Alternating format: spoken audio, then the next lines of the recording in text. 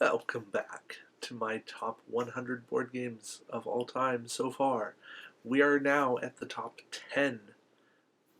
It's what we've all been waiting for, right? In 11 through 100, meh. No, really, those are important. If you haven't seen them, go back watch, please. Good stuff. But it's the top 10. These are the games that I go, hey, if I narrow the collection down to 10, they would be the 10. Please, nobody make me narrow my collection down to 10 board games. That's just cruel, cruel, unusual things. But here we go. Top 10. Number 10, Incan Gold. If I want to push your luck game, it's Incan Gold. 5 rounds, go through a temple, get as much as you can, dodge the traps, see what happens. Yeah, there are some wild things that can happen, but ultimately it is, should I stay or should I go? And how well you do that and how lucky you get determines your fate in this game. So, Incan Gold, my number 10, a fantastic push your luck game. And that's why it's here. Number 9, Dice Masters. Okay, I played all Dice Masters. And some people have seen me judging tournaments at regional level, not nationals, worlds, stuff like that. That's beyond me. But I enjoy what I do. I enjoy playing this game. I love drafting.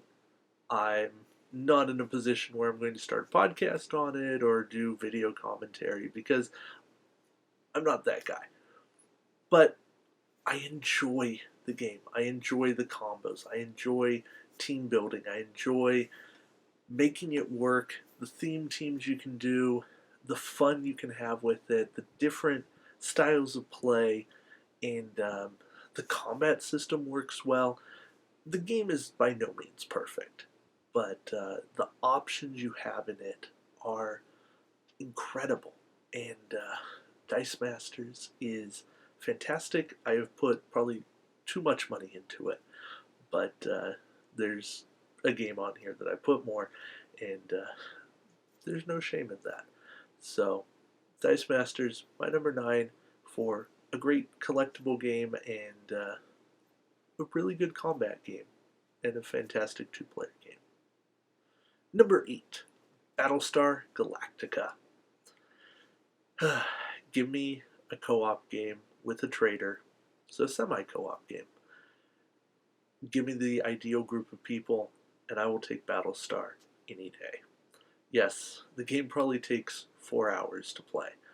Maybe 4.5, 5. Depends on the group. Depends on the game. I have all the expansions now. I've done this game on Play by Forum. I've played it in numerous places.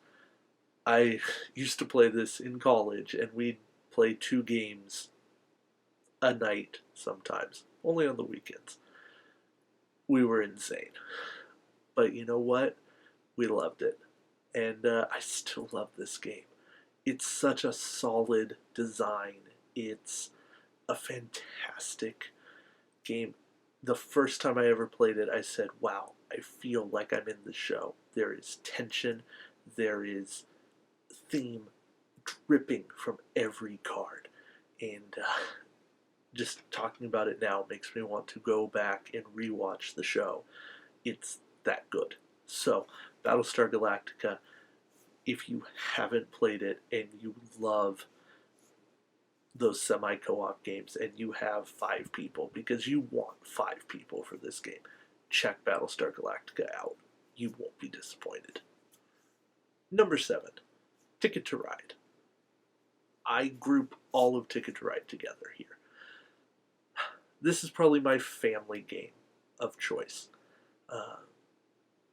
It's one of the first games that I could truly get my parents to play, and they got into it. More so my dad, but when I got the Nordic countries version, my mom loved it because she's Finnish and Swedish and Scandinavian. that whole thing. It's that connection, and I have U.S., Europe, Nordic, uh, India, Netherlands. I think that's all I have at this point. Probably missing something, but there's so many maps, and I love the variety that's out there for Ticket to Ride. It's basically at the point where you want a map, take it, find it, you can play on it. And the U.S. map alone is fantastic. The Europe map is a great one. I've played the Markland map, the Germany one, and I love all of the different editions. It's such a simple game of, are you taking tickets? Are you taking train cards, or are you playing train cards? Like, you're doing one of three things on your turn. Typically one of two things: draw cards or play cards. But making that work, figuring out your routes, and then what to do when you get blocked. It's pretty simple. It gives you things to do, and it teaches you mechanics that are useful in future games. Not just of Ticket to Ride, but other board games in terms of set collection and route efficiency, and how to make things work when they don't go to plan. And you can get frustrated in this game, and you can get completely blocked off, but some days that just happens. So, Ticket to Ride, my number 7, and a great family game. Number 6 is Alien Frontiers. This is my dice placement slash worker placement game, but really it revolves around dice placement. This game is all about managing the things you have, making sure you have enough at the right time, striking at the right moment, and making best use of every die roll you get. Sometimes those dice are going to be completely against you, and oh, that hurts when it's like 4 turns in a row, and you just can't get what you want, and you're just ready to throw the dice across the room.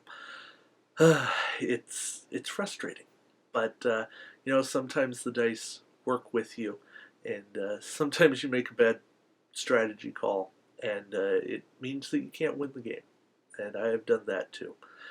But Alien Frontiers is fantastic, and the expansions only seem to make it better because they give you variety, and that's a really good thing.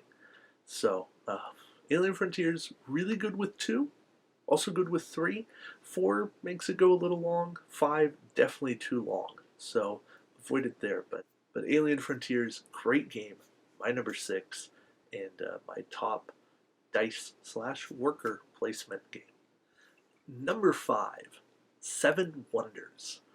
I used to have this game at number 7 just for the joke, but no, it's number 5. It's only gotten better. This is my top drafting game.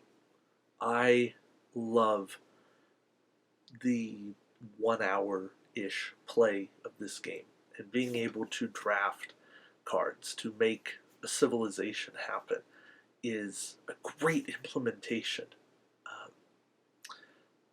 The expansions only make it better. I recently got to play Babel, and yeah, there's a lot of extra rules and a lot of different things you can do, but we had just a toss everything in the games. We were playing with leaders and cities, and both the central tile rule change and the got to contribute to the works, and so many things. But having that all available was such a fun game and such a challenge, and it was incredibly fun. And late in 2015, I got to play in a Seven Wonders tournament, and I had to or got to play the Hanging Gardens, all 3 games, and that was interesting.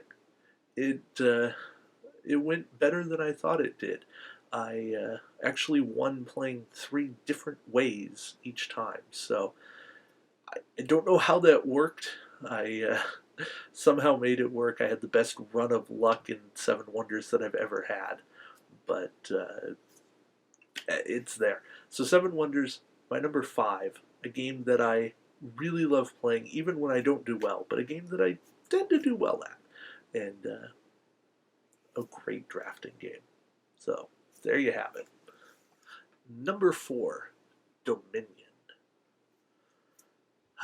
The card game that seemed to start it all. The card game that I still play. I spent many, many hours playing this online in college, and kind of saw a correlation between it and GPA. Yeah. Anyways, I really enjoy Dominion, and I'm not the best Dominion player. I have much to learn, but I enjoy it, and I tend to play well, but there is always room to improve. And when I play really good people, shout out to my buddy Ian, I get my butt kicked. So there's always things I can do better, but Dominion continues to amaze me in the way that they find new cards and new ways to keep the game fresh. And I will be playing Dominion until they stop putting out expansions, and even then, I will play more Dominion. So, for a game that continues to make me find new storage solutions and more room in boxes that I don't have, and more room on game shelves that I don't have to store all the Dominion, thank you for a wonderful game. Number 3, the Resistance, specifically Avalon. This game. I know I say this game a lot, but this game. Oh, the hair pulling of my own, not of other people. The moments where you go, I can't believe that's you. You lied. You so lied. Oh, I love it. I love it, I love it, I love it. This is psychology. This is belief in people and figuring out what's going on. It's deduction, it's induction, it's inference, it's subtle pickup, it's body language, it's analyzing every word, every motion, every non-word, every... Wait, are they doing something different than they normally do? And everybody has little pieces of knowledge, and it's putting that all together. And yeah, Resistance, specifically Avalon.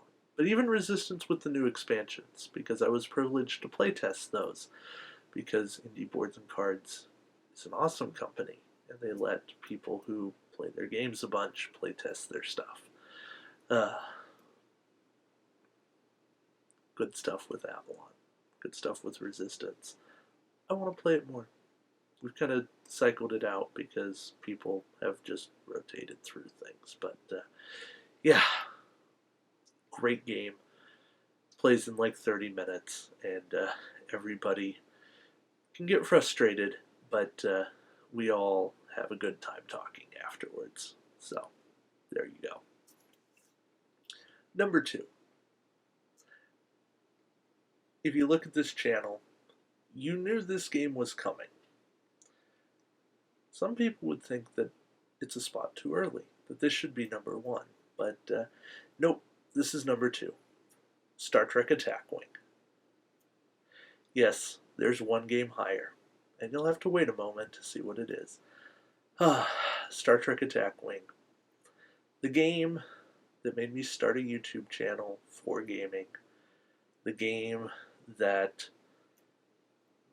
put me on a podcast, and then made me start my own podcast. The game that I've spent more money on than any other game. And no, I don't want to factor that in. I don't want to add it up, I'm afraid. The game that I have more storage for than any other game. The game that I have pieces for campaigns and so many other things that has just captivated my imagination and made me go, I, if it exists in Star Trek, I can make it happen. And if it doesn't, well, then I can make it happen. It's the biggest game of what if in the Star Trek universe that has ever been imagined. Short of like a role-play game. But it's ship miniatures. It's incredible pieces. Yes, the paint jobs are not anywhere close to what Fantasy Flight does with X-Wing. I don't care. I can paint a little bit. I have people in the community who will paint stuff, and I've worked trades out. And I have fantastic pieces because of that. And I've met people because of that. And I wouldn't trade any of it for the world. So, maybe someday this will be number one, but it is not this day. Because this day, number one belongs to Cosmic Encounter. And anyone that knows me in the board game world knows that this has been my number one game since I was introduced to it in 2006. Yes, 10 years. Actually, a little more than 10 years.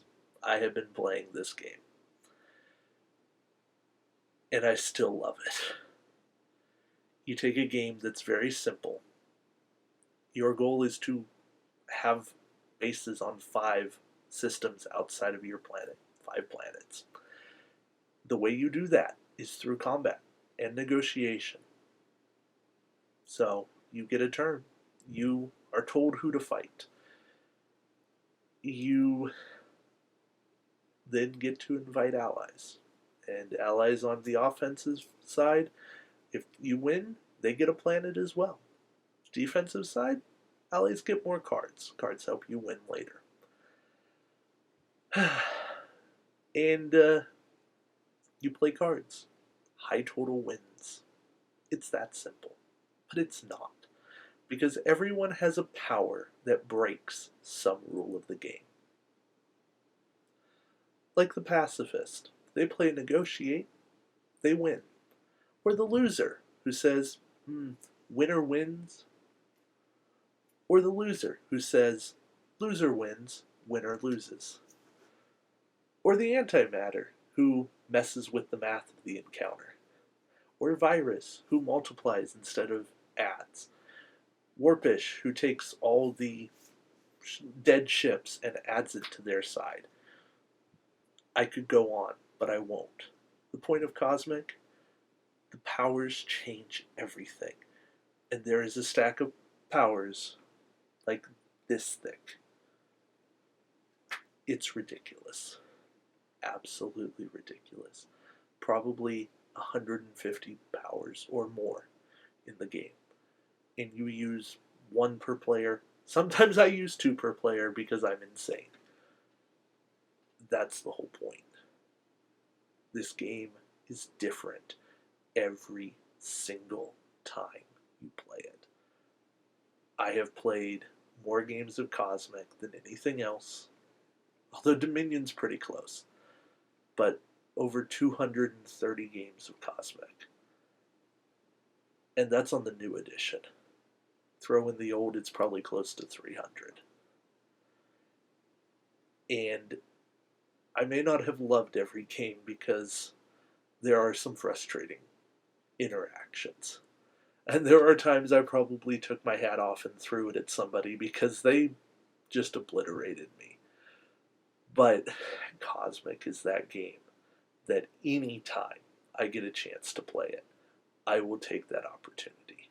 And I will just go for it. I spent days playing it at college. I spent days being at home and planning game days around playing Cosmic, where I'd go over to a buddy's house and we'd play with his siblings for 4 or 5 hours, and we'd get in 3 or 4 games of Cosmic. And that's what we'd do. And we loved it. We loved every single moment. And one of my best moments in gaming was being able to play test for an expansion of Cosmic. And those things are just moments that I will remember forever. And Cosmic has enabled more friendships to be made than anything else.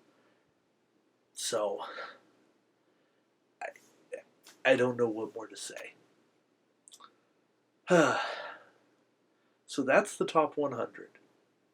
That's 10 videos, a couple of hours of footage, and a lot of love, and a lot of hard work and dedication.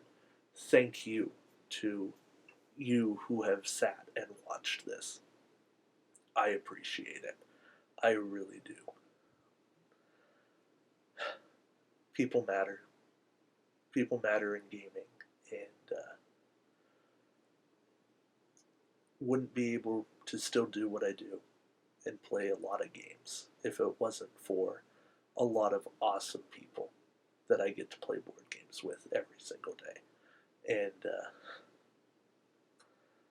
I don't want to name people because I'd get to naming several and then I'd forget others and then I'd make people feel bad. But if I've ever played a board game with you, know that I appreciate it.